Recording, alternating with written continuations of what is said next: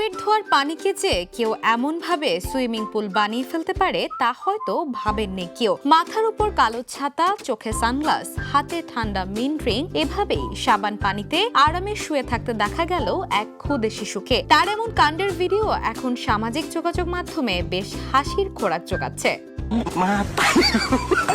ভিডিওতে দেখা যায় একটি নকশা করা কার্পেট ধোয়ার জন্য সাবান পানিতে ভেজানো হয়েছে, আর সেই পানির উপরই বেশ আয়েশ করে বসে আছে শিশুটি। গায়ে নেই কোনো জামা, চোখে সানগ্লাস, মাথার উপর ছাতা, হাতে আবার সবুজ রঙের মিন্ট ড্রিঙ্ক। স্ট্র দিয়ে সেটিতে চুমুক দিতে দিতে এমন ভাব যেন কার্পেটের উপর নয়, কোনো বিলাসবহুল রিসোর্টের সুইমিং পুলে ছুটি কাটাচ্ছে সে।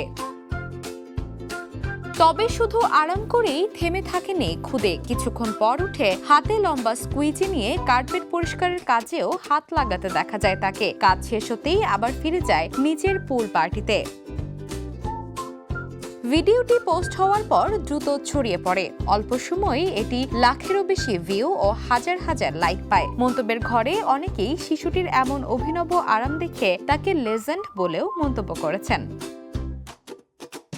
সব মিলিয়ে নিত্যদিনের কার্পেট পরিষ্কারের একঘেয়ে কাজকেই নিজের মতো করে বিনোদনে পরিণত করেছে শিশুটি, আর সেই মজার দৃশ্যই এখন নেটিজেনদের মুখে হাসি ফোটাচ্ছে। ডেস্ক রিপোর্ট, দেশে দেশে সবার সাথে দ্য নিউজ।